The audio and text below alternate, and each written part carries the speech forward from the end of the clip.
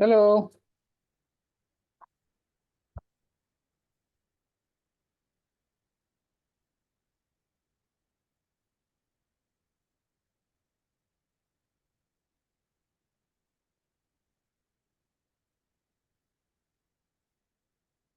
Hello, can you hear me?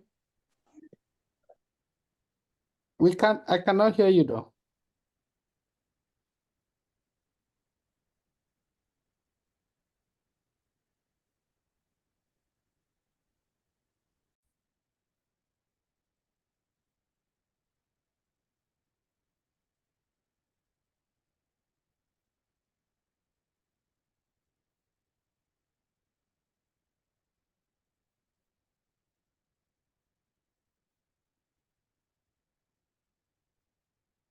I still cannot hear you, but I think you're talking.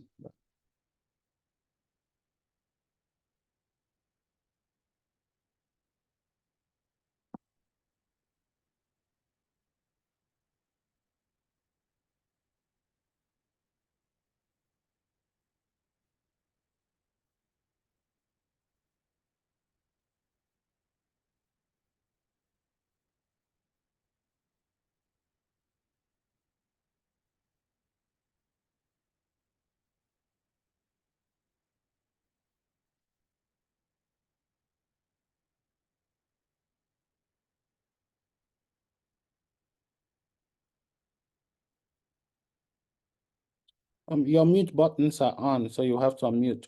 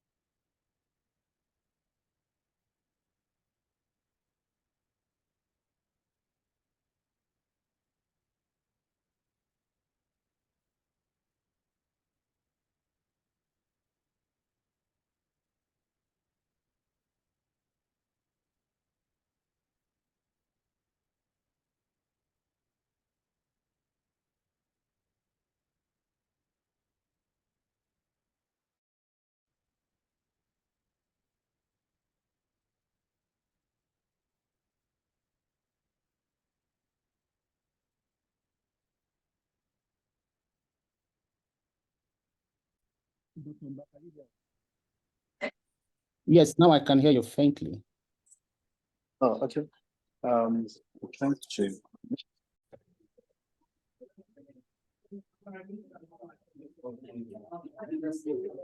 Oh no, enter Bluetooth, waiting for connection. Can you hear us? Yes. Okay, perfect. Perfect. Thank you very much. Good afternoon, Dr. Umba. Good afternoon.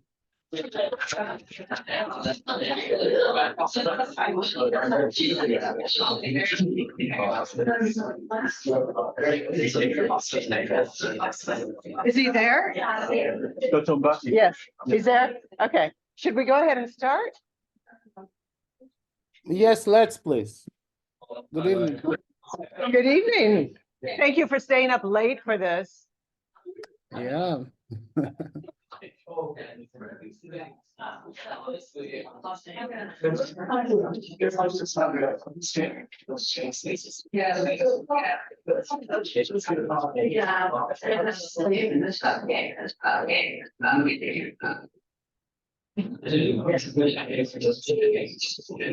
shall we? Welcome, everybody, and thank you so much for being here to this panel that I think we have called, oh gosh, now I've lost it. I can't even find out. What?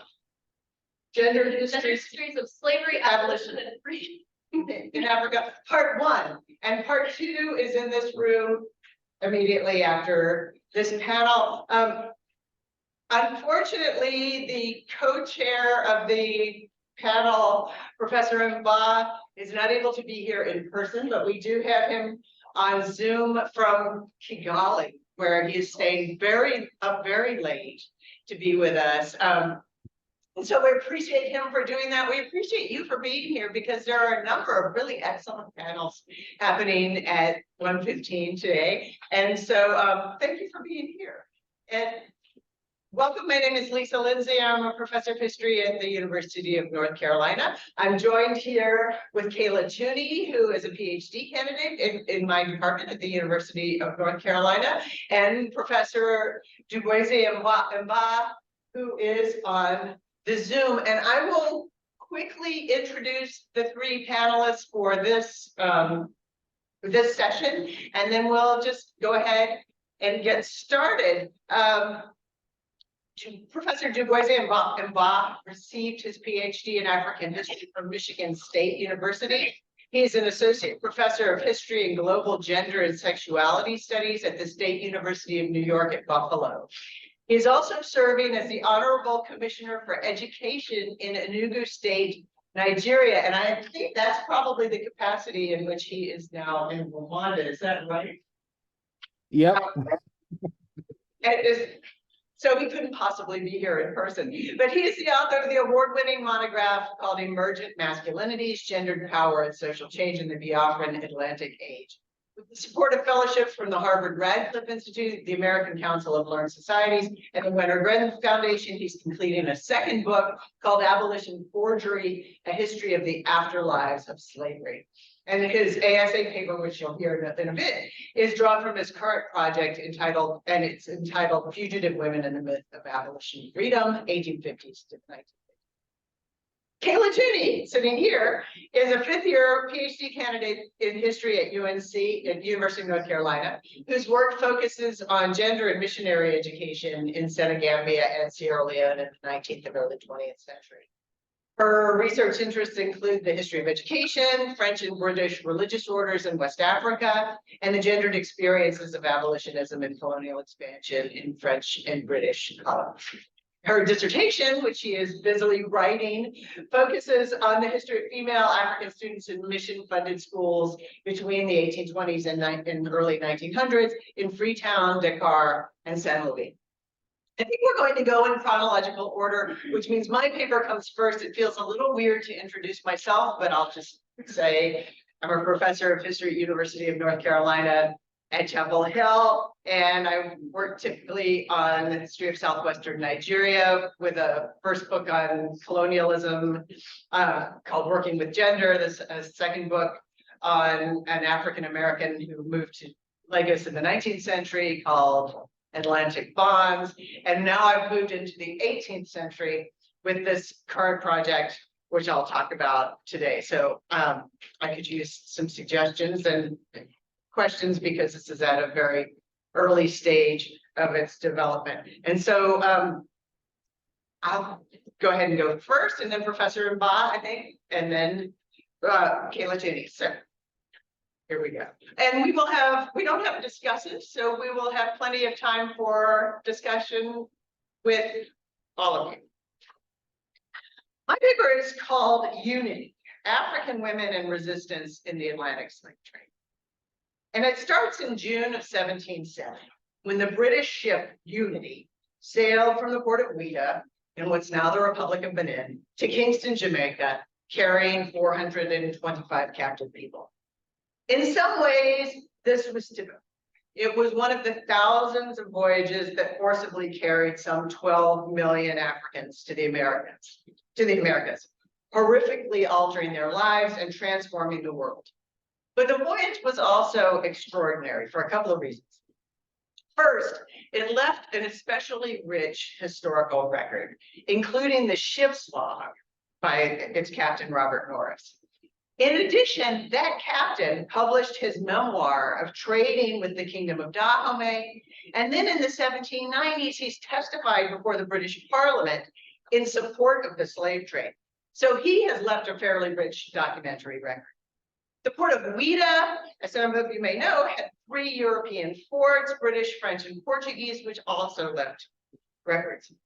So this is a very well-documented voyage in some ways.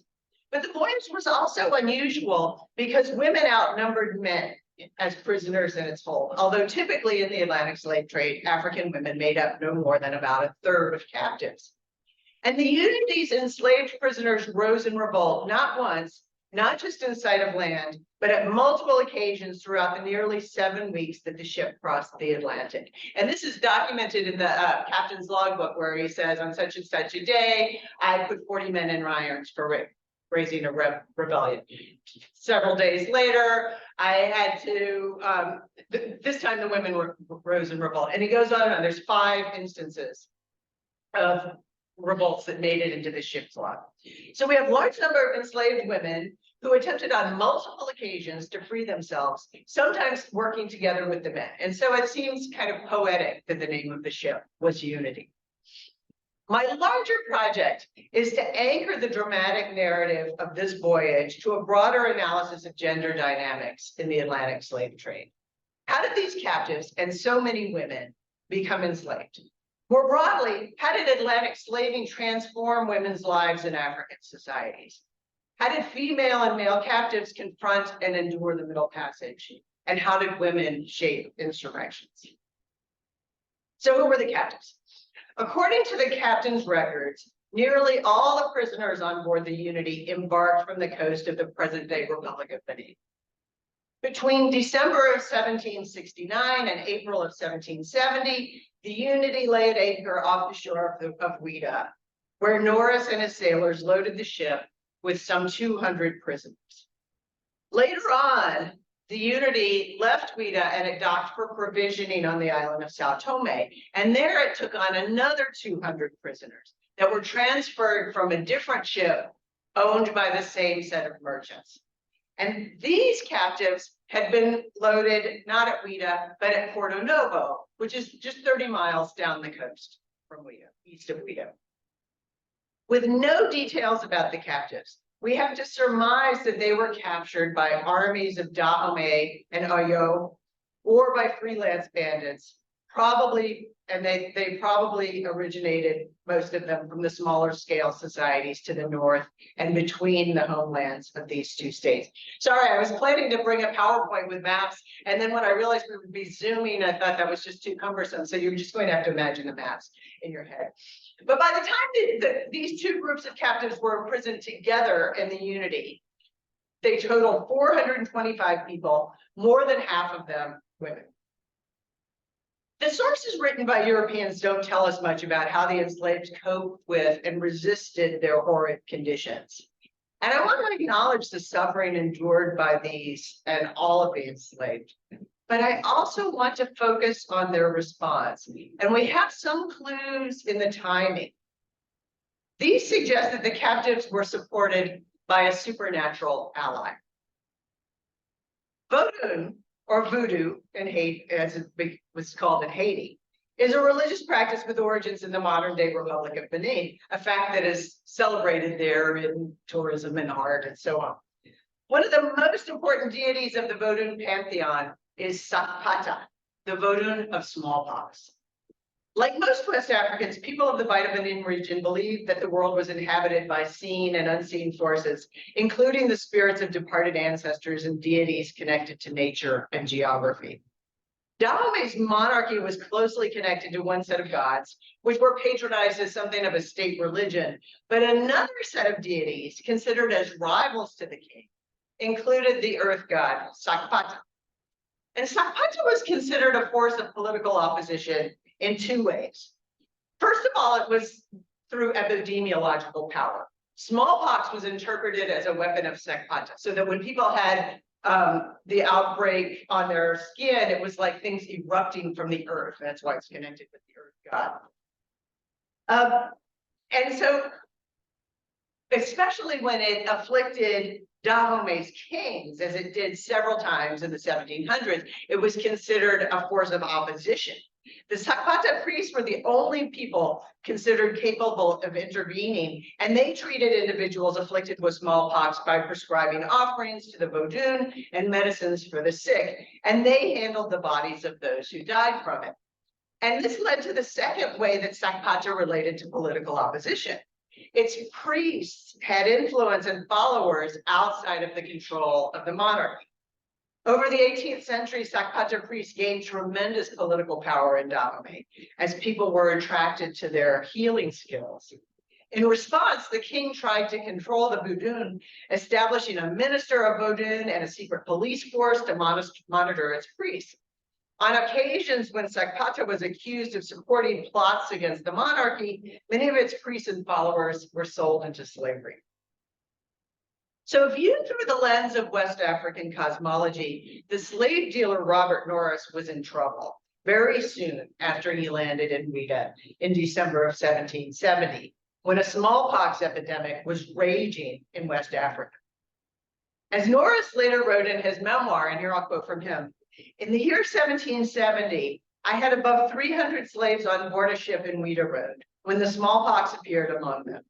The greater part of these were inoculated before our harmattan came on, and about 70 of them underwent that operation a few days after it set in.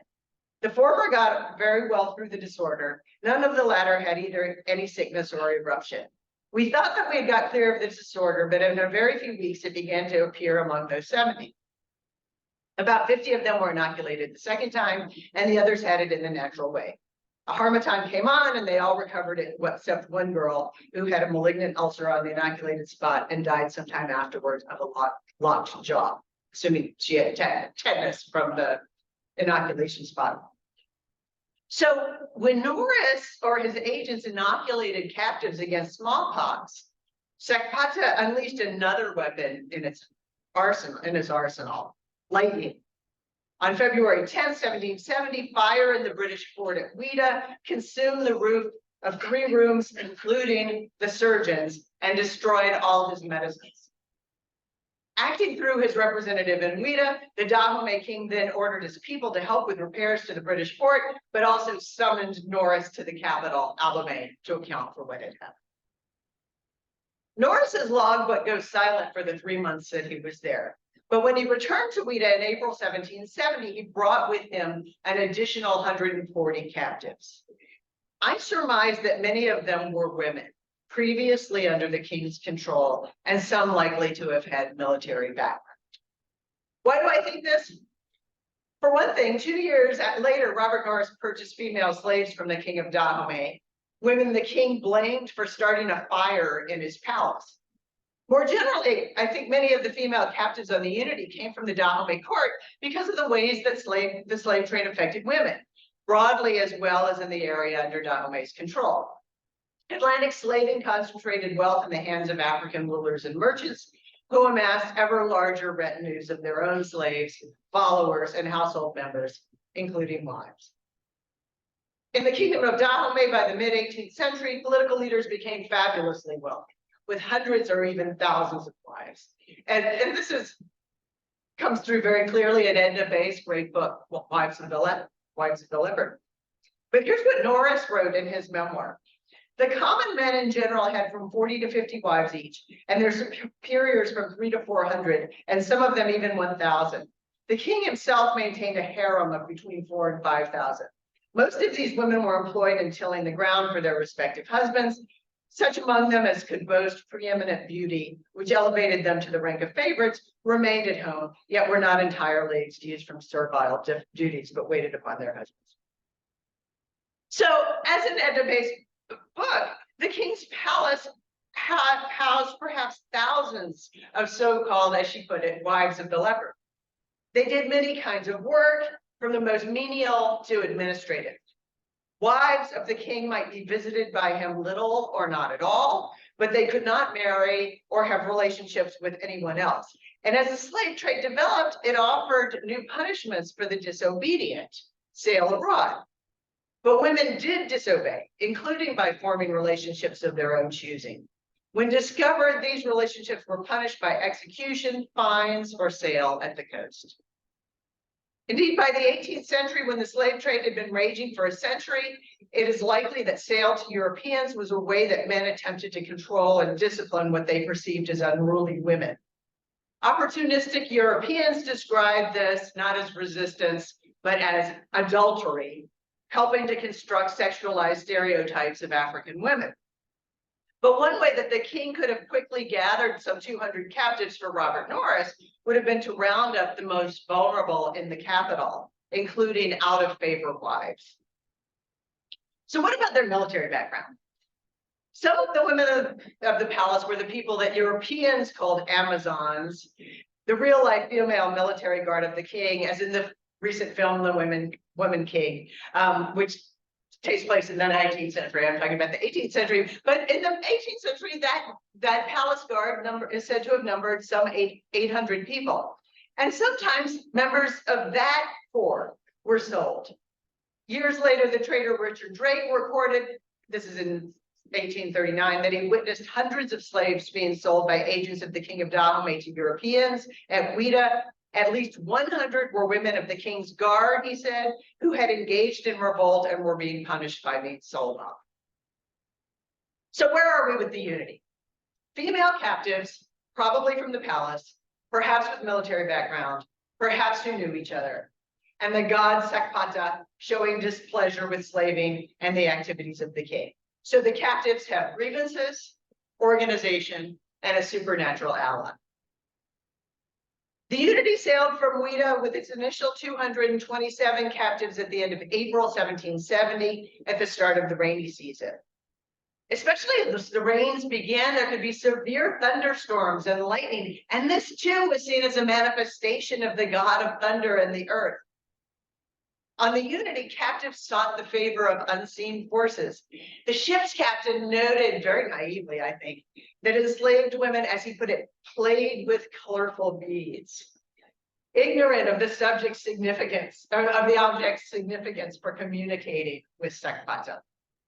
Another clue that the captives were seeking divine favor was that the insurrections on the Unity nearly all took place at the beginning of the Dahomeyan 4-day week, a day sacred to Sakpata, and they were often associated with illnesses on board. Now, we know about this voyage because of the coincidence of the preservation of its captain's log. But there's no reason to think that its high proportion of female captives and its experience of rebellion was so unusual for this time and place. As both contemporary and modern observers have noted, slavery entailed a perpetual war between enslavers and their captives, who always resisted however they could. Over the entire slave trade, historian David Richardson estimates that at least 10% of slaving ships experienced insurrections or attempted insurrections. But something even more dramatic appears to have been going on in the Bight of Benin around the time the Unity sailed from there. Statistically, ships that experienced revolts had above average proportions of women captives. The Unity's seemingly unusual concentration of women and their sustained resistance appears to be part of a pattern, a cluster of slaving voyages from around the same time and place that also contained large proportions of women and also experienced rebellions. Within 2 years of the Unity's voyage, there were insurrections on 2 French ships disembarking from Ouida, both disproportionately female. The British ship Cato was cut off from the shore as it loaded captives, who all managed to escape. In 1771, another Liverpool ship called the True Blue came into Jamaica from the Bight of Benin, also with a slight female majority of captives, and also after a war at sea. According to Jamaican planter Simon Taylor, and here I'm quoting from his papers, there's a Guinea man came in, but as the slaves rose on the coast of Guinea and murdered the captain, and many were thrown overboard and drowned, I did not think it was prudent to buy him. So the courageous captives on the Unity may comprise part of a larger cohort of Bight of Benin women affected by slaving and fighting against it, a gendered West African age of revolution. After its prisoners sustained resistance, the Unity was so damaged that it could not return to Liverpool without extensive repairs, and it spent 9 months in the Caribbean after landing in Jamaica. Meanwhile, members of its crew became disobedient and, as the captain put it, sick with fatigue. Bit by bit and largely hidden from sight, the effects of resistance, even revolts like this one that failed to save a single person, accumulated. Over the entire slave trade, the added cost of security, modifications or repairs to ships, extra sailors, weaponry, reduced the number of voyages that slavers were able to undertake. Altogether, historians estimate the bravery of those who resisted saved 1 million other African prisoners from the horror of the Middle Passage. So what do we learn from this one slaving voyage? First, maybe an obvious point, but women were enslaved, despite usual depictions of the slave trade as trafficking in men. And despite the fact that slave traders were so dismissive of African women that they barely took the trouble to document them, we know that overall, some 1/3 of trafficked Africans were women, and resistance was female as well as male. This is an important point by itself, but I think it does more than just add women and stir, because understanding how women became enslaved gets to the experience of inequality. In a context of wealth and people, inequality created elites who monopolized women and who could enforce discipline through sale abroad. The other insight from this voyage is that women were central to shipboard resistance, and resistance made a difference. The resistance of the Unity's captives and resistance to slaving more broadly was dangerous and rarely successful, but it changed history. To reconstruct the resistance of African women, like those on the Unity, is to extend to them credit for this heroism. Of course, they could take no comfort in this. The brave captives aboard the Unity and all the other slave ships could not have known that the system would come to an end through the collective efforts of people like themselves, but it would take a century. It happened through the collective efforts of a wide range of people over 4 continents. Lawmakers, ethical consumers, religious reformers, people considered zealots and hellraisers, and crucially, enslaved women and men who risked everything. Now, as we continue to live in the world that the slave trade made, with its deep inequalities as well as new challenges, the people of the Unity can inspire resistance, I think, against forces of oppression that may even seem insurmountable today. So that's where I'll leave it. Thank you very much.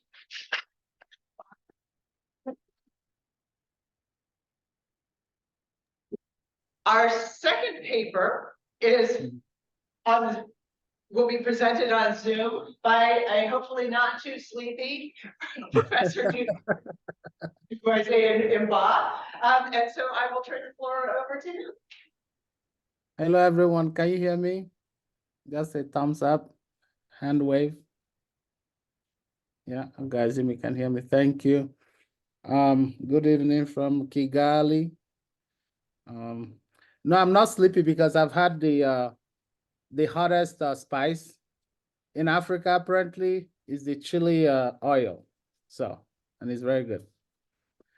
So the paper that I'm presenting today is on fugitive women as a manifestation of what I'm theorizing in my current book project as abolition forgery. Lisa, can you hear me well? Yes. Okay, good, thank you. So I'm going to begin with a bit of a graphic tragedy. So just fair warning, but it does drive the point home. Robert Boyle walked into a room where his fugitive wife, Hannah Boyle, was sleeping on a mat on the floor. Hannah looked peaceful. Her head was raised on a folded shawl, her hair wrapped in thick folds of a cotton cloth. Her neck and breasts were exposed, and her arms crossed on her chest. She was peaceful, she was at home, she was restful. After watching and pondering over Hannah for about 2 hours, the husband, Robert, pointed a musket at Hannah and shot her dead. It was 12 a.m. on November 24, 1856. The gunshot awoke their host, John Omo, who ran outside, looked around, and seeing nothing, went back to sleep. Fellow house guests, William Freeman and George Anthony, who slept in the room adjoining Hannah's, claimed not to have heard the gunshot later. 4 hours after he had willfully murdered his wife, Robert walked into the open air, lay down on his back, pointed the musket to his head, and with his right foot, put the trigger and shot such that the whole of the face and forehead was entirely blown away. Robert's suicide awoke his friend and fellow house guest, Paul Thomas Boyd, who found the dead bodies of Hannah and Robert and awakened fellow members of the liberated African Black community in Clarence, capital of the Spanish colony of Fernando Po. Robert and Hannah were Igbo liberated Africans, ensnared in successive traumas of slavery, captivity, and abolition recaptivity, forced resettlement, imperial bondage, and fugitive diaspora. Their archive of murder-suicide is unique for 19th century African history. It is a rare documentation of intimate partner violence among Africans who, in pursuit of the freedom promises of abolition, including emancipation, free trade, and free wage labor, became displaced, marginalized, and subordinated across imperial borders, and saw their hopes of the liberatory potential of trans-border mobility dashed by imperial capitalism. To understand the double tragedy, which I insist was not just a result of the character flaw of an individual African man, we must see the larger picture of abolition forgery in West Africa, by which I mean how ostensibly noble projects to end both the Atlantic slave trade and slavery in West Africa enabled European states and capitalists seeking colonies and profits, as well as African slaves and subjects seeking freedom, autonomous mobility, and social recovery, to exploit abolition laws and free labor policies and discourses, to reinvent and mask the violence of slavery's gendered sociopolitical unfreedoms. I suggest that abolition forgery routinized the types of violence that we witnessed here, and I use the language of patterns of gendered violence to describe the phenomenon. There are three crucial contexts of this gendered violence, which are periodic and successive. In the first instance, Igbo, Efik, and Ibibio men of southeastern Nigeria, who had been emancipated from slavery by the British imperial government before 1848 and resettled in Freetown, Sierra Leone, sought to overcome alienation and imperial infantilization and gain patriarchal dividend by using their papers of emancipation, what they called freedom papers, to forge themselves into Black Englishmen by crossing colonial borders to supposed homelands, which were often areas of original embarkation, like Old Calabar, where they sought to assert ownership of women that accompanied them as wives, sometimes violently, between 1850 and 1885. I argue that this process of white claiming or wife ownership through the instrumentalization of freedom papers was critical to their social recovery, to the social recovery of displaced African men. And this is clearly illustrated in the double tragedy that opens this paper. Hannah had relocated to Old Calabar from Freetown with her husband, Robert, in 1856. Robert possessed a freedom paper. Hannah did not. Her only proof of freedom depended on her status as wife to Robert. So even though both of them were liberated Africans, only the husband, Robert, received a freedom paper. And Hannah's freedom status derived from her belonging to her husband as a wife. In Old Calabar, Robert depended on Hannah's labor for his own social reproduction and survival. To escape domestic servitude and abuse, Hannah fled Old Calabar to Fernando Po, which was at that point a Spanish colony.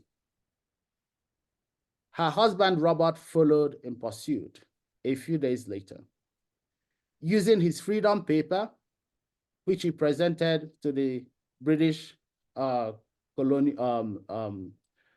official in charge of British African subjects on the island, he was able to reclaim Hannah as a wife. And when Hannah refused to return with him to Old Calabar, a frustrated Robert, who was both economically dependent and, in my view, mentally and emotionally traumatized from slavery and captivity, opted to end both their lives. The second context, which also marks a periodic shift, is that in the first 3 decades of British colonial rule, 1900 to the 1930s, Southeastern Nigerian men escaped taxation and forced labor by using forged passports to create underground economies of trans-imperial mobility in the hope of finding free labor might enable them to meet their desires for land, wives, and in effect, adult masculinity. Avenues of social mobility that became increasingly impossible in their homelands due to imperialism. But having forged passports and moved into foreign colonies, especially German Cameroon, Spanish Fernando Po, they encountered inter-imperial bondage and neo-slavery. They became forced laborers on cocoa plantations in Spanish Equatorial Guinea in particular. Their inability to compel women to join them in bondage abroad as wives frustrated their effort and their quest to achieve adult masculinity and led many to resort to violence to assert wife ownership. A particular example in this is the case of Sam Johnson, who was such a forced laborer in Fernando Po. He had sent some money to a woman at Old Calabar, convincing her to join him in Fernando Po as a wife.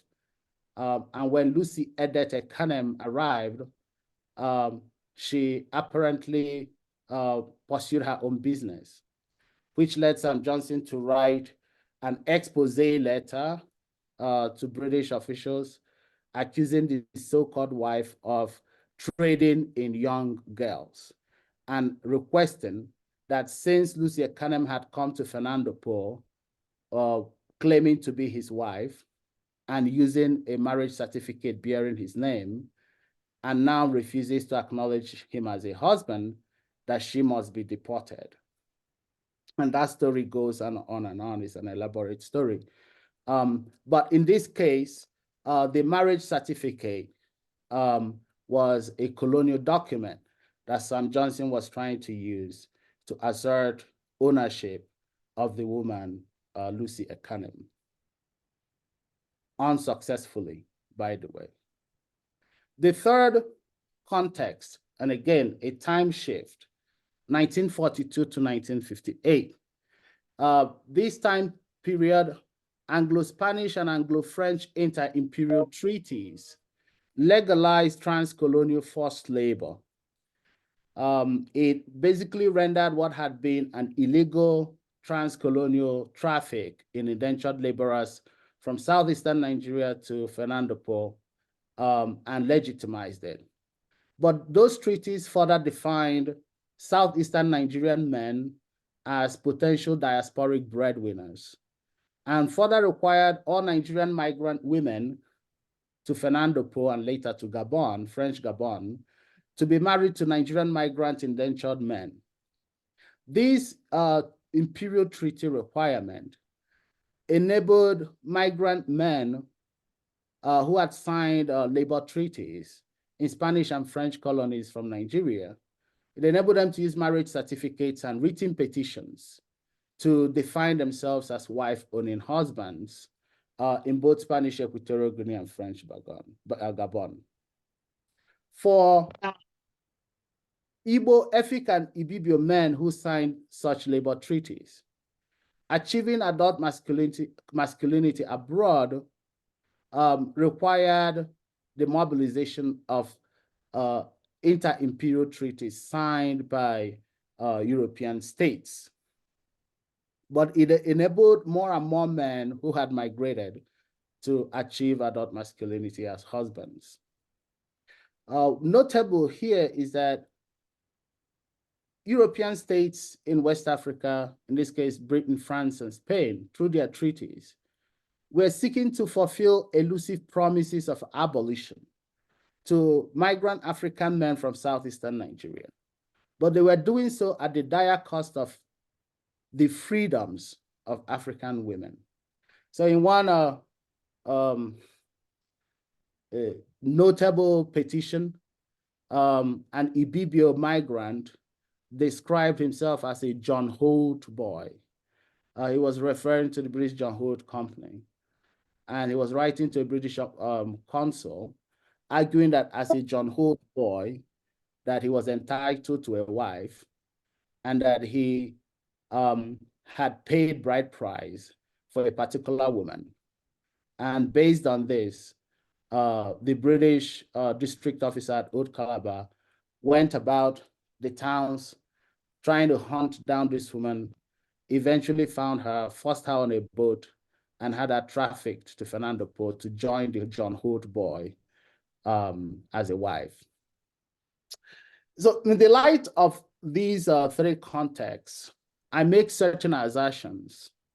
The first assertion is that because abolition or European imperial state policies that were designed to end slavery within European colonies in West Africa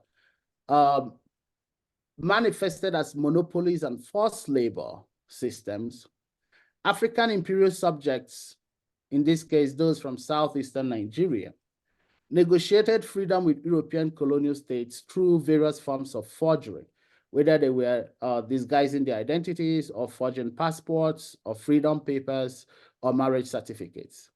And they also interfaced with the European states through various forms of illicit mobilities, smuggling themselves on canoes across colonial borders, smuggling commodities as well to support themselves after they have arrived at their destinations. So there were various forms of forgeries, identity, documentary, mobility that were going on as strategies of survival across the board.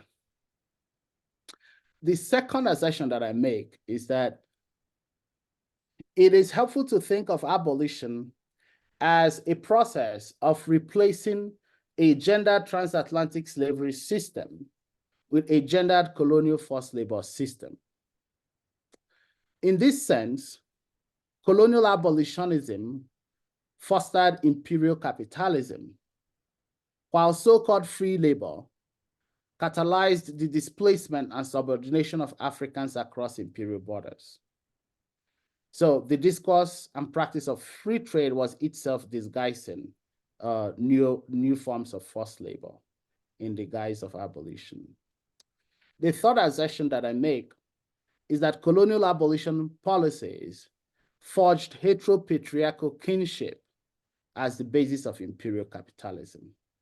And what I mean by this is that, in fact, this becomes especially evident when we pay attention to how British, Spanish, and French transcolonial plantations required a gendered capitalist economy of care, whereby subjugated African women's subsidiary labor would furnish forced indentured male laborers with food, healthcare, and the comforts of home.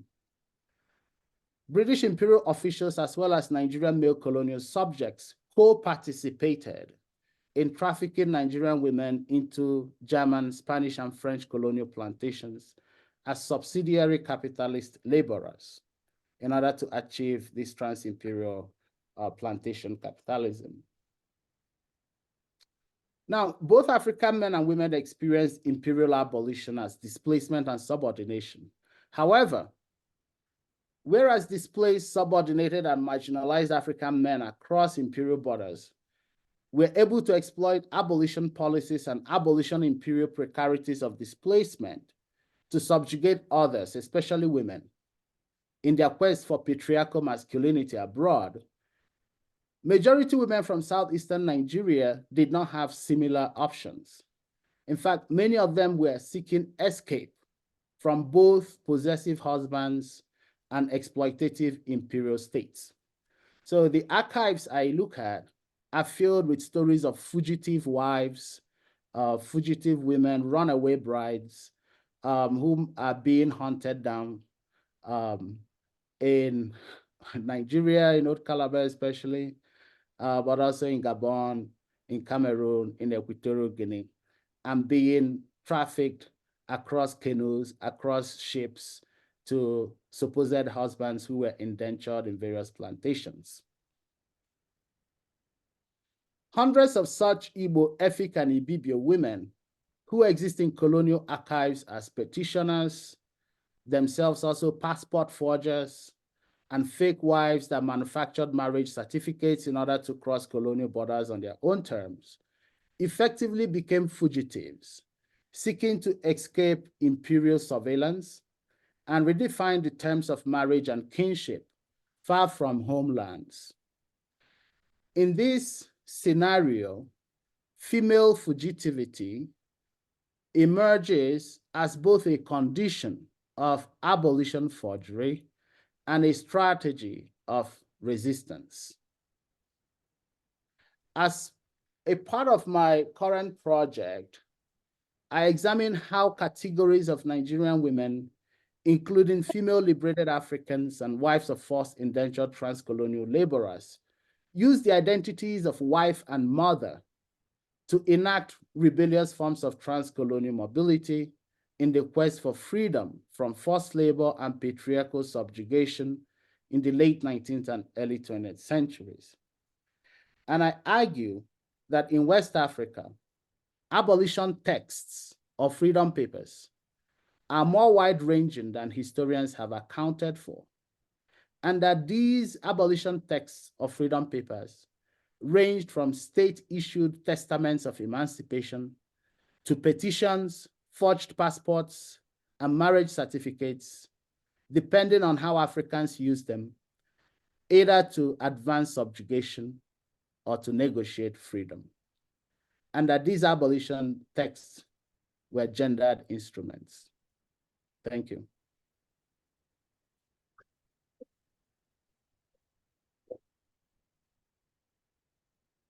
Thank you. Our third panel, our third paper today is by Kayla Tooney, a PhD candidate at UNC Chapel Hill, and I think it's still called, right, Abolition Work, the Education of Liberated African Girls in Freetown. Yeah, thank you. Those are hard acts to follow, but I will do my best. In May of 1878, Reverend J.C. Lodgins of the Church Missionary Society in Sherbo, Sierra Leone, received a letter from a colonial administrator for the Crown named Thomas George Lawson. Along with the letter, Lawson sent a child, a girl of an unrecorded age who had originally been called Yefe, but was instead referred to repeatedly as Lucy within the body of Lodgins' letter. He recorded no information about Yefe aside from the fact that she had been brought to Freetown on the 14th of April of 1878 by a Mr. Wall. Lawson noted nothing about her age, origin, or any of her experiences during her journey to the coast. His letter continues to state that, quote, the governor desires that she should be placed to the care of the schoolmistress of the Mehdi mission at Bath, as this was her own request, and the governor has granted it to her, end quote. Should there be no space for Yefe at the school, Lawson continued, Lodgins was free to seek out alternative arrangements for her, with the sole command that under no circumstances was she to be returned to her former mistress.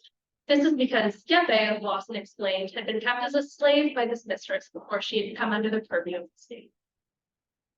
This short exchange about young Yefe's future reveals some insights into the connections between the education of African girls, abolitionism, and the formation of colonial rule in 19th century West Africa. For many colonial administrators, the logical trajectory for formerly enslaved children who ended up in the Sierra Leone colony was to place them in the care of mission-run schools, either under the care of the Church Missionary Society of England, or, as I examined more closely here, along with the Methodists of the American Missionary Association. The CMS and the AMA, along with other missionary societies and teaching orders, played critical roles in shaping the experiences of African girls in colonial schools in West Africa throughout the 19th century and well into the 20th. This paper charts the significance of the Good Hope Mission education programs in the mid to late 19th century, explaining how the education of African girls factored into the broader scheme of colonial expansion in Sierra Leone. While sources produced by the AMA are limited in terms of what they have to say about students at their schools, particularly girls, this project attempts to locate the experiences of children like Yeppe within the shifting terrain of colonial education programs, while also thinking about how historians might trace out the experiences of these students in order to move beyond histories of education that emphasize numbers and science and math. The growth of the school at the Good Hope Mission Station over a 40-year period, from its origins as a repository for resettled enslaved children into a formal and recognized educational institution, demonstrates the important role of education to the evangelists' missions in West Africa. The enrollment of girls at the schools and their experiences with missionary curriculums demonstrate how perceptions of both gender and gendered norms of labor and education were critical to state-building endeavor. Girls' experiences with mission schools and educators were key in helping to define subjecthood and the so-called civilizing mission in British West African colonies in the 19th century, but also in determining how education would evolve within the same period. While sometimes difficult to locate, as mentioned before, within the records of associations like the AMA, particularly when compared to narratives surrounding the lives of their male cohorts, the experiences of girls who were taught at these mission schools are key to understanding shifts and trends in colonial education. In this work, I am not so much focused on the work of tracing a civilizing mission that is sometimes associated with histories of missionary education in West Africa, but rather on exploring the consequences of missionary education on the lives and experiences of girls, something that I hope to expand upon as this project progresses. I'm particularly interested in what girls' education was like in early colonial Sierra Leone, how the curriculum and meanings of girls' education changed over time, and how the schooling of African girls fits into a narrative of colonialism and religious education in the 19th century. I'm going to start with a little bit of a background of the American Missionary Association. So, established as part of a meeting at the Convention of Friends Bible Missions in 1846, the American Missionary Association was born of a consolidation of 4 previously established missionary affiliations. These were all societies that were interested in preaching an anti-slavery gospel in Africa, as they mentioned in their foundational materials, and all of the groups held anti-slavery abolitionist statements within the printed foundational materials of their missions.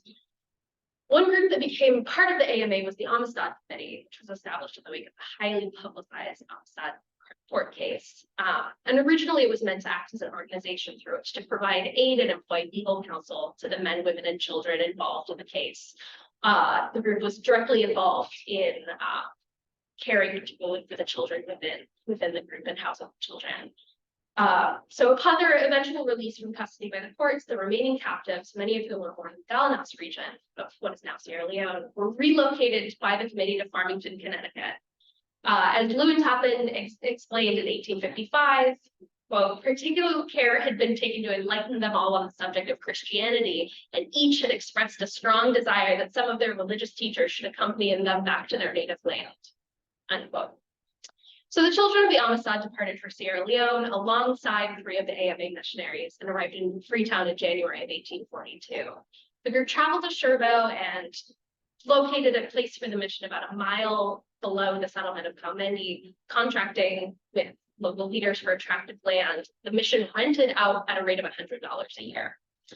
Missionaries called the settlement Good Hope, and a church was established there in January of 1865. The Reverend Henry Bader describes how a school had been formed and was doing quite well later that same year.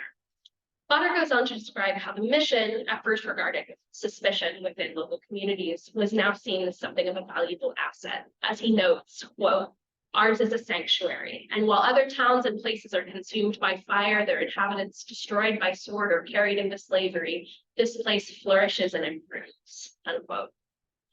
By 1847, 67 children attended the school at the mission, many of whom were described as being, quote, children whose parents had been slain in wars or captives who had been redeemed from slavery or death, unquote.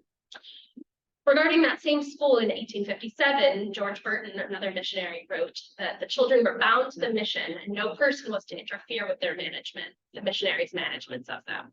He said, quote, they live with us as children live with their parents in America and eat at our table with us, each have a comfortable bed where they sleep alone. They are kept entirely separate from the heathen people or as much as is possible, and are required to work as much as they are able while out of school, while allowing them reasonable time for recreation. Our children are in school 4 hours each day in a room in the house and are taught by one of our number. We have 25 children in total, 12 boys and 13 girls, the most of whom are quite young. unquote. So while Burton does not detail a specific curriculum in his statements about the schools, there are hints of the mission's overarching goals within his narrative, particularly in terms of English language and Christian theological instruction for the students. 4 of the students are mentioned as being taken in by the mission in 1854, speaking no English, but in 1857, these same students are lauded as reading well, studying both English grammar and arithmetic in school. It's also been described by the missionaries as working in conjunction with flourishing Sabbath and Sunday school, numbering around 40, where students would learn voluntarily 9 or more verses in the Bible of a Sabbath. The foundation of the regular and Sabbath schools was critical to the AMA's missionization strategy. Requests for donations from benefactors in the United States to the missionaries list among their necessary materials writing paper, theological, and Sabbath school books as being especially valuable to missionaries working in schools. Supply lists from a similar period list scripture books aimed at youth readers among required supplies for the mission. Burton's description of the mission school goals underscores the critical role of Christian instruction in the school, describing the school and its scholars as modeling after the kind of Christian education and familial values that would have been familiar to American teachers and benefactors, and likely altogether foreign to new students in the schools. Language instruction and communication were also key to the educational practices of the Good Hope School and its similar ventures by the AMA throughout Sierra Leone. Letters sent between missionaries and the Home Office stress the importance of locating teachers who could speak Mende and act as both translators and English language teachers. And the same report of the Good Hope and AMA schools for 1859 mentioned previously notes that at the Motapin school, quote, nearly all of the children have been instructed to write in their own native languages, unquote. Lucretia Dowling, a missionary for the AMA in the 1870s, described how she had begun to take lessons in Mende from a missionary who had lived in the colony for longer than she had, because, as she says, one can be much more useful speaking of the native language. The shortest stories become dull and lifeless when repeated by interpreters who know little of the spiritual meaning intended. She mentions that in the school that she managed in 1870, she was in charge of 18 boys and girls between the ages of 8 and 14, many of whom had been pupils in an earlier school that had shut down for unknown reasons, likely related to staffing and financial issues. The first class of younger students were instructed in arithmetic and writing and were working on learning to read English by reading aloud to each other from the Gospel of Matthew.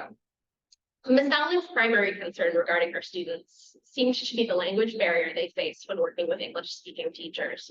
She worried that the academic and religious lessons that missionaries sought to impart on their African students would be misunderstood when given secondhand through a translator, and hoped to be able to speak firsthand to teach the students about the Christian Bible and Western religious practices within their own languages. The girls attending Good Hope School and the related mission schools would have learned a combination of reading, writing, arithmetic, philosophy, and spelling. Some of the newer arrivals to the school are marked in a school survey as undertaking what is described as easy reading, though there's no indication to actually say what easy reading would have been or what missionaries would have considered that to be. At the start of the 1859 school year, the Good Hope School had 10 female students out of a student body of 24 total, who had each averaged about 3.5 years of instruction at the school. Their names were recorded as Elizabeth Averill, Harriet Clark, Lucy Penbrill, Sarah Metcalf, Sarah Newell, Helen Shelton, Nancy Burton, Anna Hope, Rebecca Pick, and Anne Johnson. No biographical information is recorded by missionaries for these students. Even the names listed would have been ones likely bestowed on girls by either the American missionaries they encountered or earlier encounters with British officials. We know nothing about their ages, their familial connections or community connections, or their places of origin. The class roster provides general information about their subjects of instruction, how long they've been at schools, and each girl is listed as being part of the Good Hope children family, a distinction that hints at the perceived relationship of the African children to the American missionaries who instructed them. School was not a day school where children would have traveled between the classroom on a daily basis and returned to their family homes in the evening, but was rather a closed model in which students lived, studied, ate, and slept alongside each other and alongside the missionaries. In addition to these studies, these girls previously listed would have been put to work doing tasks and chores, as mentioned earlier by Burton. The girls, for example, living in Buchanan Salon Tappan Station, who lived in the home of missionary Mary Bear, are described as working to cook, keep the house, sew, and she says, in addition to that, they are in school some hours every day, except on Sunday when they prepare for first day's rest. Mary goes on to describe how she spends each part of each day prepping works for girls to sew and mend when they return from their daily classes. So it seems that sewing and mending, as other researchers have noted in terms of other Anglican and British missions, would have been a really critical part of their education outside of sort of classical education. Mary notes that the girls are 13, 8, and about 11 years old. That these three girls might have been school children described in the same 1859 report as being Lucy Fisher, Lucy Domingo, and Rachel Bennett, though we have no way of knowing whether or not these are actually the same girls from the report. Interestingly, Rachel, one of the girls noted in the report, is described as having recently departed school to marry a teacher by the name of Charles Tucker. So it's perhaps the case that by the time of Mary Mare's letter, another girl might have joined the ranks of the school in her place.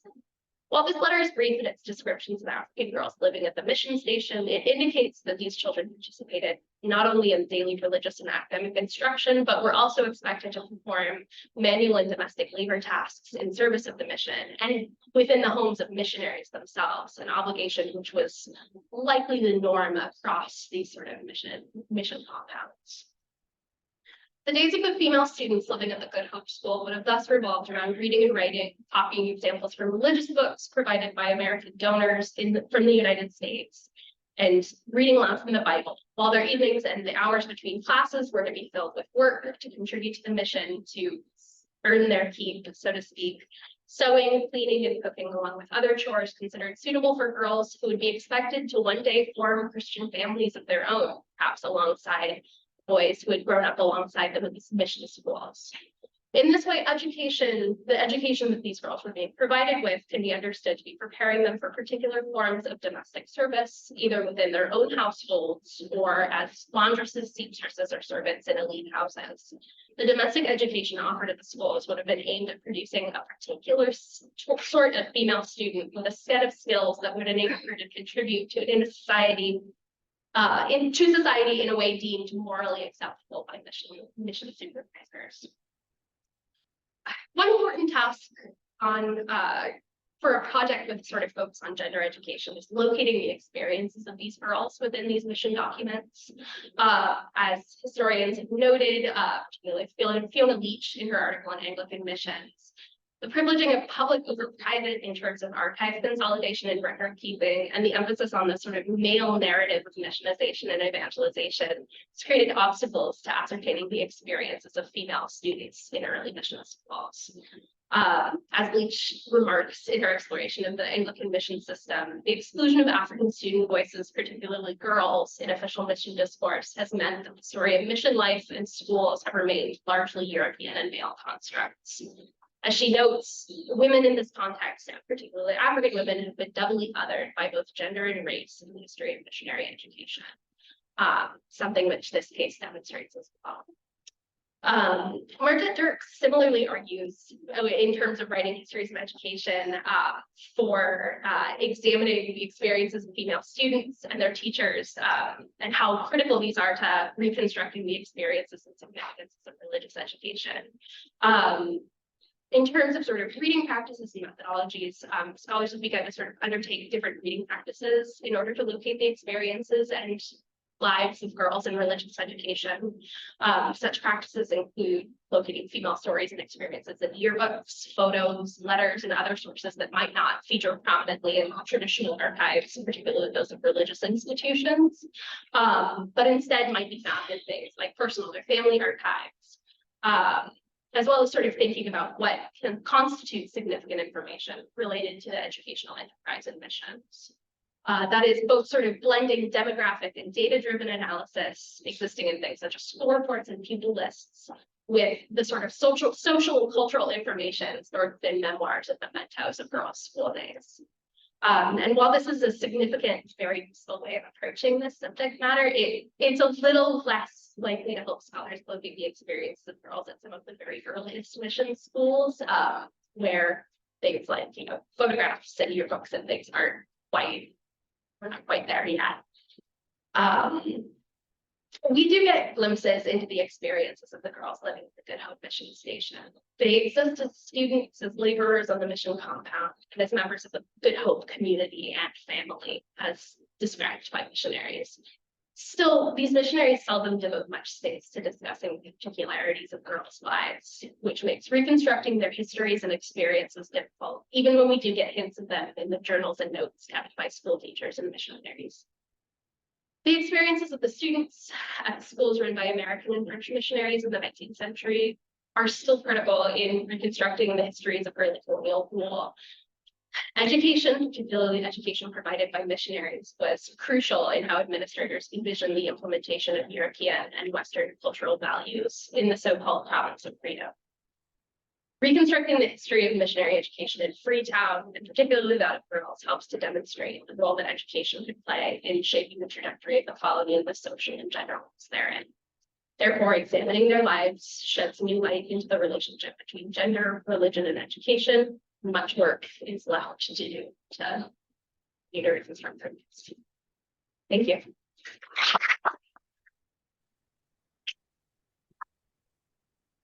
Great.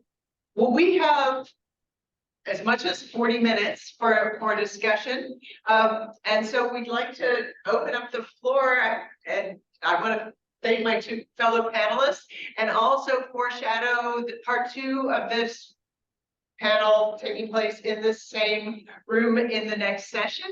But for now, let's open up the floor for any comments or questions people might have. And thank you all for coming and for being here. Like I said, there are some fabulous other panels happening at the same time, and so we appreciate your being.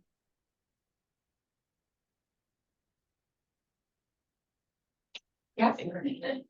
I'm Kathy Sheldon, and I'm all of the papers are very interesting. My comments, is it Kayla? Yeah, it's Kayla. I just I did a paper in some more particularly in their Christian education and the domestic. I mean, the division between this kind of schooling the Boys and Girls got. And one of the things that I found in trying to figure out what the point was, in some ways, that these girls were taught to sew, partly to sew proper clothing for themselves, which the missionaries were always very concerned about how these African girls were dressed or not dressed from their perspective.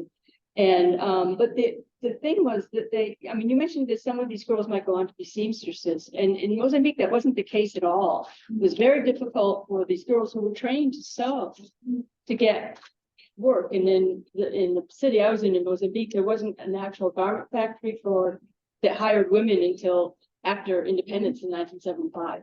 So they'd been educated, decades earlier, some of them, with the skill that they had nowhere to use it, and they couldn't afford to buy a sewing machine for themselves, for instance, to be a seamstress. And the other part of that sort of disjuncture between what they were being taught and what they actually did was the kind of food they were being taught in the cookery classes, which was not, in most cases, the food that African families actually wanted to eat, and sometimes required certain kinds of cooking utensils and stoves and things that African families didn't have access to.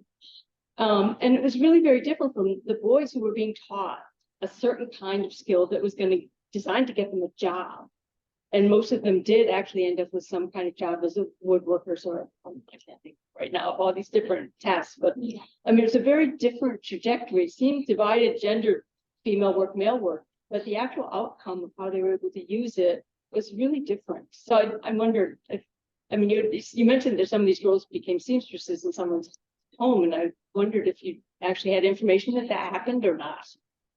I thank you for that. I really appreciate the comment. It's kind of curious because I'm still sort of at the early stages of this project, and I'm still sort of trying to figure out where these girls go and how these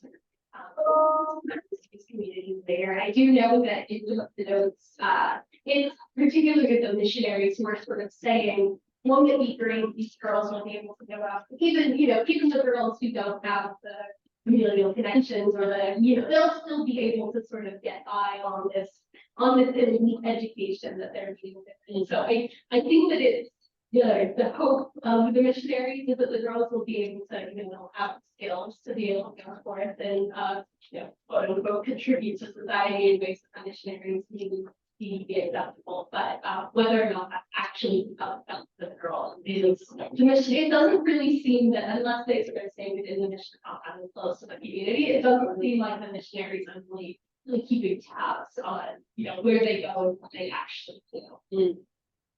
I'm just to raise a question that follows from yours and also your response. Makes me wonder about class position of the girls.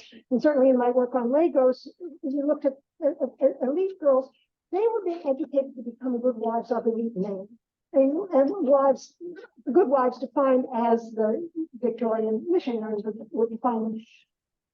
What I didn't do so much in my work was to follow up on the trajectories of the non-elite young women. The women who might not go from primary school all the way through the girls' secondary school, but might have had a few years and then dropped out. And the elite women, some of them did go on to use what they've been taught to teach. A few of them did become seamstresses, and and they could be anyway.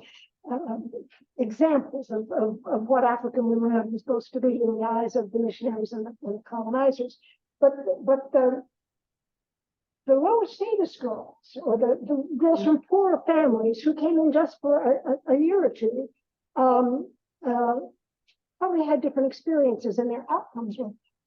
So I think taking class into account as well as gender, could be important. Absolutely. So actually for the big broad Stephen, I'm actually looking at girls' schools in I'm looking at all different places for mission stations, missionary societies, where that up. So I have cases that I sort of mentioned, I'm looking at in Dakar, in Salon, in Bathurst. So there are, and particularly in the schools, particularly in the day schools, there are girls who, attend for a few years and then drop out, or whose families, send them to the nuns for a little bit, and then after sort of like their help in the schools. And I think you do see that a lot with day schools. I think it's a little more from the missionary standpoint, because they did sort of see, at least in the case of the Good Hope mission, they saw it as being very similar. So it was sort of, the students stayed there, they did, as I sort of mentioned, they lived there, they were part of this complex.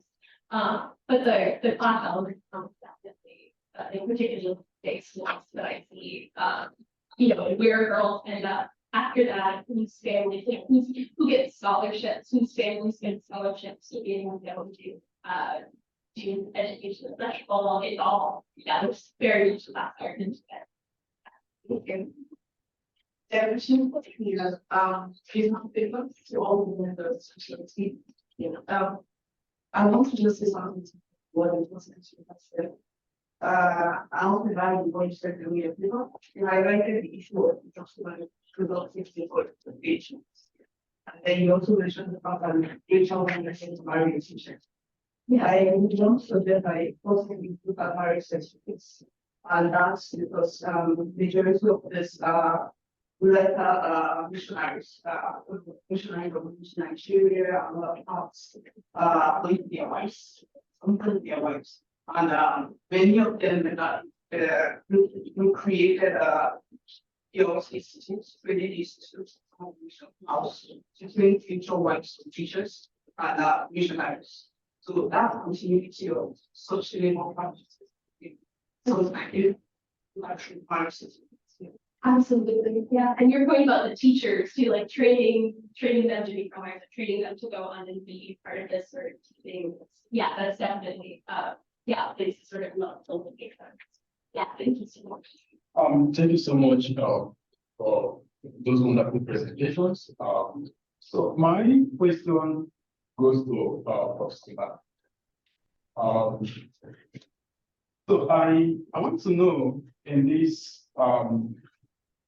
issue of abolition, productivity, and gender balance, what were the involvement or participation of indigenous institutions in this process, either to maybe challenge or enhance this issue of abolition, recaptivity and gender violence? Were they just there as, sitting alone, or were they aiding or abetting this idea, which was largely for the benefit of the imperialists? Secondly, I've also listened to several of your presentations on abolition forgery, the forgery of abolition. So I want to know this idea of abolition forgery, and transition from slavery to colonial imperialism. During this time of transition, is there a way scholars will identify a gap in this process between slavery institution or the political economy of slavery and the political economy of colonialism? Is there a way we can create a thin gap, a thin line between these two institutions, in as much as we argue that it is a continuous process? But is there a thin line dividing these two, institutions? Thank you. Those are very good and insightful questions. So on the role of indigenous institutions, so the focus on mobility certainly looms large, and in the way that I presented the paper, I haven't taken the time, as I do in the article or in the book, to characterize the specific historical temporalities and contexts in which these southeastern Nigerian forced migrants found themselves. The interest to us is the context of Old Calabar. So one of the major reasons why liberated African returnees found themselves in a precarious position as persons who had been nominally liberated from slavery, from slave trade and slavery, but at the same time not free in Old Calabar, was because of the fact that Old Calabar itself was a slave society, as at the time that the returnees got there. And one of the fundamental local institutions that Old Calabar elites used to uphold the system of slavery on the coast was the Ebe traditional institution. This was, as we know, an elite secret society that was both a religious institution as well as an economic regulation and political governance institution. But as it relates to the reproducing the precarity and liminality of returnees, it served to deny southeastern Nigerians who had originally been embarked from Old Calabar and returned. It was used to deny them citizenship, and they also denying them access to the Ekbe grades served to ensure that they could not become free citizens. So not just citizenship, but they could not attain, their freedom could not be manifest and real in Old Calabar. And so then it was served to maintain two classes of persons: free elites and unfree slaves, right? And so in that context, the liberated African returnees could not fit into Old Calabar society. They remained residential aliens.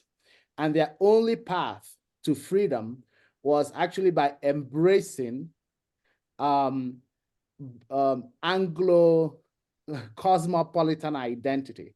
In their petitions, they started defining themselves as Black Englishmen. So they were embracing a dual identity. They were Africans who returned, but they were also liberated Africans. And so their pathway to freedom was their Englishness, right? And this became manifest in the overt ways that they performed their identity, in the way that they dressed, in their spoken language. And even in Old Calabar, majority of them lived on Presbyterian mission compounds rather than within the community with local people. And Old Calabar indigents referred to many of the returnees as slaves of the mission house, in the same way that local slaves belong to the houses of free patrons or patriarchs or elites, right? And so that liminality and that also produced the precarity of identity and limited the economic possibilities for liberated African returnees was one of the major factors that fostered their dependency upon their wives. Many of the returnees, the one economic opportunity they had was to participate in the local palm oil coastal trade, which was monopolized by mostly Liverpool supercargos and Old Calabar elites. Some of them gambled in this transatlantic coastal trade and lost their money. And this reproduced their dependency. And so many of the petitions actually that we encounter, that we see from liberated African wives, were incessant complaints about their husbands' despoliation, their husbands seizing their property. Much of the domestic disputes were revolving around husbands trying to claim wives' property or trying to exploit the domestic and reproductive labor of women, and women resisting that. So then the other way to answer your question is that when we look at the aspirational masculinity that first migrants in subsequent decades carried with them, that was the quest for adult masculinity, the quest for wives, the quest for the status of husband. This in the about 400 indentured laborers in Fernando Po in the 1978, a majority of first indentured laborers indicated the quest for money to marry wives as a driver of their risk-taking, even though they had heard that if they got to Fernando Po, that they would likely be forced into labor. They still did so because many of them were seeking money to marry wives. When that failed, when it proved elusive that they could go and find money by working on Spanish cocoa plantations, many of them resorted to using petitions or and then eventually after 1942, leveraging the inter-imperial treaties to claim women as wives and compelling colonial officials to track such wives down and compel them to join them in diaspora. And so the local institution in operation here is that of marriage and the association of marriage with the achievement of or the attainment of adult masculinity. So it's not that the local institutions were absent, but they were being redefined in the cause of trans-imperial mobility or transcolonial mobility or precarious displacements. The second question about the gap between the political economy of slavery and the political economy of colonialism is a very, very interesting one. It's one that I've wrestled with. One of the things that we certainly see here is that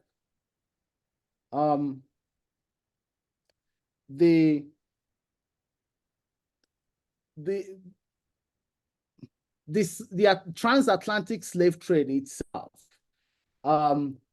was associated with the first removal of labor from Africa across Atlantic. And so living and capital is being generated. And one of the major rationalizations, even for Olaudah Equiano himself, was that rather than removing African bodies, that African bodies should be maintained within the continent and made productive for empire. I'm trying to simplify this, but the continuity, which is what I emphasize rather, is the subjugation of labor in the interest of imperial capitalism. So the geographies may have shifted. The language of race may have become blunted, and the disguise may have been effective. But from the perspective of experience for displaced Africans, both in terms of the scars on their bodies, the sense of displacement and loss of identity, I emphasize abolition forgery here to draw attention to the continuities that have perhaps been overlooked or minimized in the way we talk about the transition from slavery, from the era of slave trade to the era of colonialism. And this is why I intentionally look at, take the story up to the 1950s to see how to focus attention on the resilience of the discourse of free trade and free labor in reproducing forced labor regimes across West Africa. So it may not answer your question. I don't know if you can find that neat gap, but I'm saying that scholars have focused so much on that break, and I'm trying to refocus our attention on the continuities. Thank you.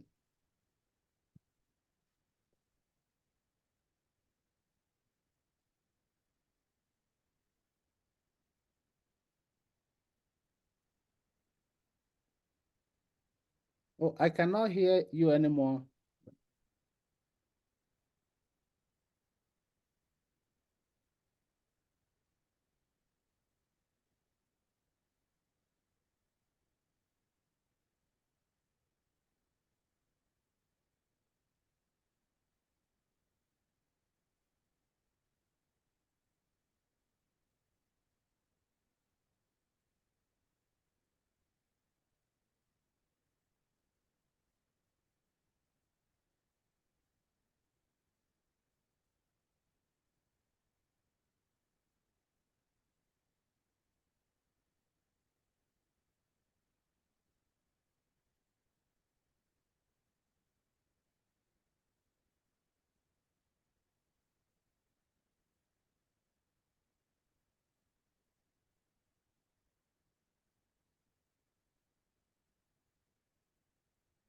Mm.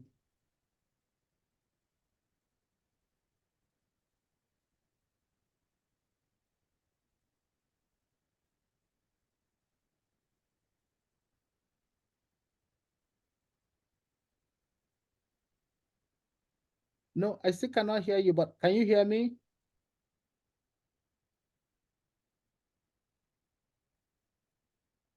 Okay, you can hear me. Okay, I can't hear you, but if you can hear me, I have a question for Lisa. And so the question is about the impact of the attention we pay to female Atlantic slavery,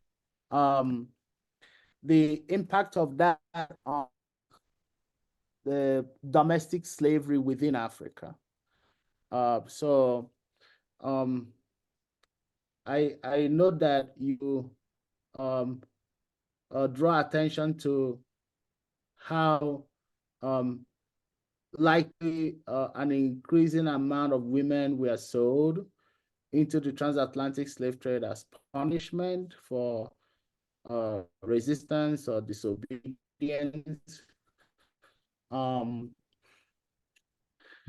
thinking of John Thornton's earlier work on the quality of the population left behind.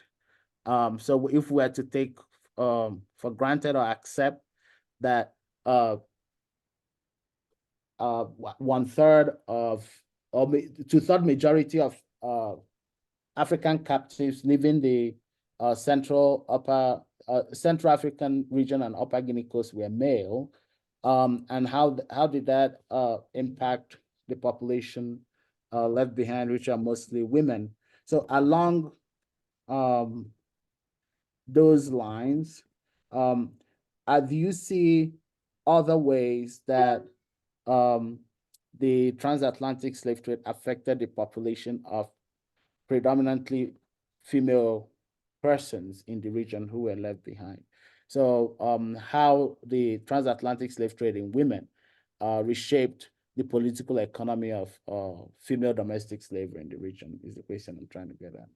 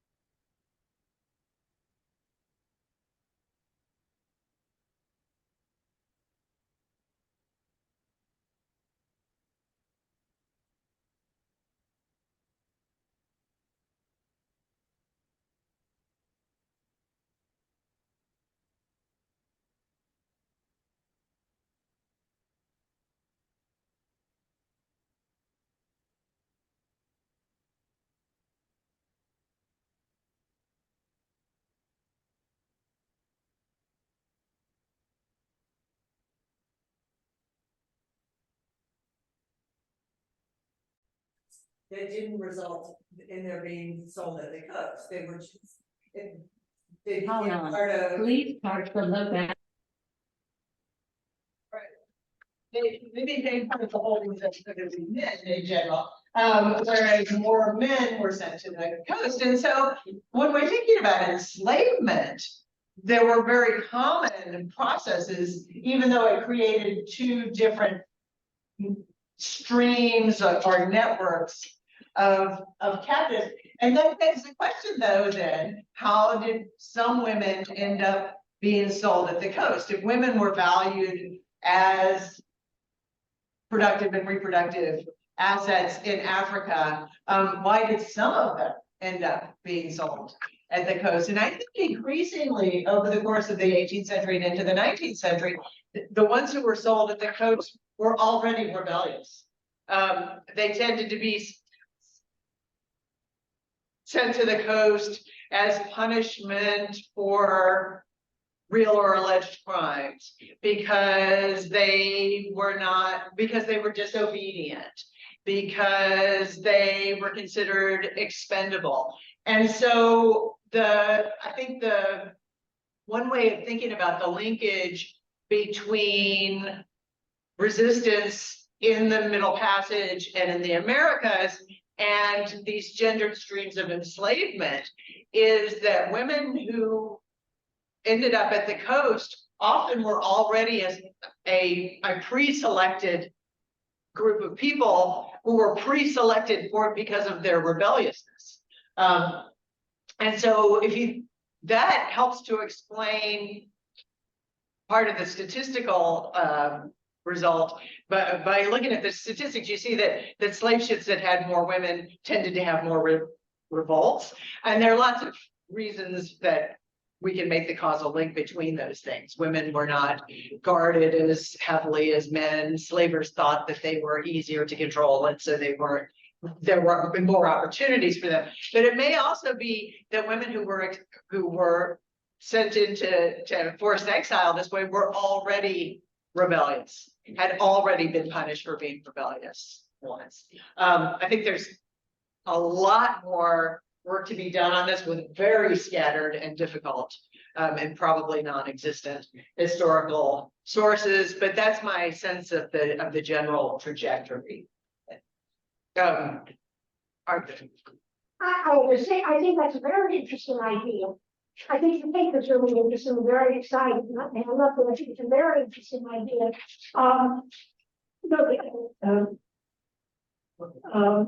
were a couple of things. One is I think about how it played out in different places in the Americas, relatively in the table, after they got off the ships. How it played out in the Americas, and that's an important point. But I can't change now, but plan. And the other thing is that there would be probably also temporal and spatial differences in the capital. Yes, Because there were times and places where the supply was greater. And that's in ways he writes about in his first book. right, Yeah. right. So I think it's a wonderful idea, and I think it's persuasive in the context that you're talking about. Anything published an article, a short article in an anthology, little anthology, you know, in 1991, I don't know. And she's looking at the use of sail into the Atlantic trade to get, she's talking about problematic men, to get problematic men out of abolition, in fact, out of Gotham. And she gives some examples. So I think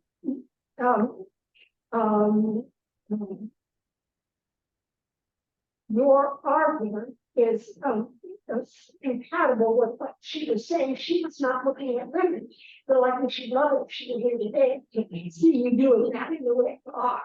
But I'll just mention that article to you because it confirms the sense that if there are problematic actions, one way to get around Dodge is to Right. Make a profit by getting rid of them. Yeah. There's somebody in the way back, or two people in the way back, keep trying to ask questions and we keep losing a chance. I've not been that. Yes. That's all right. I'm Liz McMahon. I'm not a West Africanist, so I'm just gonna put that out there, that I don't know all of the historiography of that well.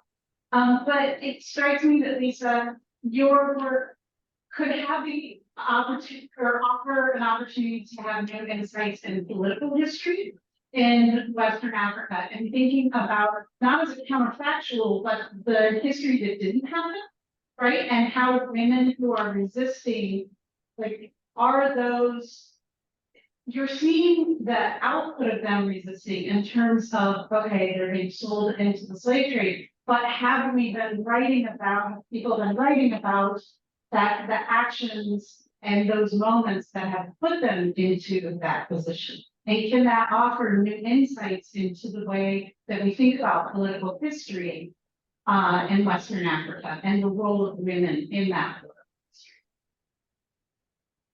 Thank you. I have nothing to say to that. I don't know, but I'm writing furiously. So I thanks, and maybe we can talk some more about it later. There was someone else? Yeah, somebody right behind you. I just had a question on part 3B for how policy, so when you're speaking about the slave on the shift, when it was so spiritual conversations for long how policy success in the Americas. Well, the boundaries of my project don't include that. I want to stop by that when they land in Jamaica, well, largely because I think there is a very rich historiography about gender and slavery in the Americas and rebellion. And so I'm thinking about like Di Payton's work on Obia in Jamaica is, I think, what I'm doing, I think, is very compatible with that, or work on other kinds of American writ large forms of spirituality. And so hopefully what I'm doing is congruent with that work, but I don't really want to go there. I feel like what I know is African history and I should stick in my lane. We probably have time for one more question. Yeah, I actually wanted to ask Professor Brown about that. So I think it was named for an interesting paper. I would want to ask about the question of divorce and prostitution in the narrative of gender violence that you spoke about. Yeah, how do they play out, and how does it pertain to the whole idea of abolition? Okay. You're asking about divorce and prostitution? Yeah. Okay. So this is a really that is sort of is tricky because there were there's strong evidence in the archives in terms of colonial reports and petitions of husbands that many of the so-called wives who left southeastern Nigeria to German Cameroon, Spanish Equatorial Guinea, and French Gabon were engaged in sex work. In the case of Spanish Equatorial Guinea, Spanish authorities, as my colleague writes, actually issued what they called walker cards to some of the women, the migrant women, which basically enabled them to move from one region to the next and to conduct sex work. But the overwhelming evidence, quote unquote, came from petitions from disgruntled husbands complaining that their wives were engaged in sex work. And that also went along with the accusation that their wives were trafficking children. They were using marriage certificates registered in colonial courts to record, adopt, purchase children as theirs, and then sell them as domestic laborers when they arrive Fernando Po, especially. So, because these disgruntled male discourses, I am at the same time hesitant to just run with it as the complete story, right? Because it's a representation, or it's an accusation, right? It's an, coming from disgruntled husbands. The other part, so it's a question of scale. Certainly, some of the migrant wives use the language of being free women to justify sex work. The other side of the part of the question about divorce is an interesting one because in many cases of runaway brides, British officials were responded in two unique ways. One, they actually hunted down wives and tried to bring them back to husbands. So this is basically then saying you can't divorce in practice. But then in policy, they require that wives who petition for divorce should pay the cost of their transportation back. And one British colonial official noted that in many cases, this was preemptive enough to compel women to stay in the colonies instead of going back to Nigeria. So the number of runaway wives literally voting with their feet that they were out of the marriage, or claiming that they were never married, that their marriage certificates were a forgery, suggests that divorce was happening, however I want to interpret divorce, or separation, or withdrawal of consent in the marriage. But there was also a number of, we have even larger numbers of women who were forging marriage certificates in order to get to Fernando Po and Gabon. But once they got there, they often left the so-called homelands and pursued their own independent existence. So marriage certificate became, that's why I argued that it was an abolition document and not just a marriage. It was women were not entitled to travel certificates or passports unless they were wives. And so they literally converted issue marriage certificates into travel permits. So that was the only way they could move across colonials into these territories. Yeah, so that is the way I will answer that. It's really about case by case basis and parsing through the archives, and I'm very hesitant to make generalizations because previous scholars have made these sweeping generalizations, which I'm finding to lead to missing a lot of nuances and forcing preventing us from asking important questions about the meanings of freedom, the various ways that neo-slavery were disguised, and how imperial states become really complicit and directly participatory in establishing heteropatriarchal systems because they deemed it foundational to trans-imperial capitalism. And sort of that's the big takeaway.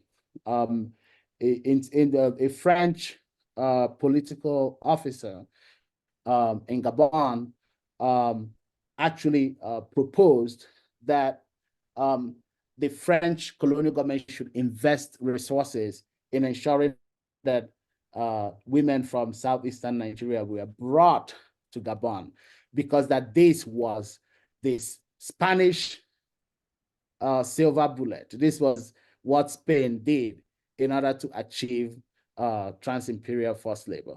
And that if they could replicate that in France, in Gabon, if they could bring these women from Nigeria, they would be able to quote unquote settle male laborers and be more productive.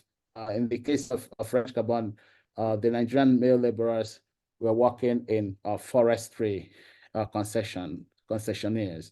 And there was massive incidence of foot rot, severed limbs, and high mortality rate. And so women were also envisaged as people who come and provide care, especially medical care. Male laborers lived in mobile camps, and there was no comparable, compared to German Cameroon and Spanish Fernando, stable homes for male laborers. So in bringing women as care workers and caregivers from Nigeria to French Gabon was perceived by French political administrators as an existential policy. Right. Thank you. I would like to thank my fellow panelists and for very stimulating papers and discussion, and thank you for very stimulating discussion, and invite you back to this room at 3:30, so in half an hour, for part 2 of the panel, Gender, History of Slavery, Abolition, and Freedom in Africa. So thank you all, and hope to see you in 30 minutes. Thank you.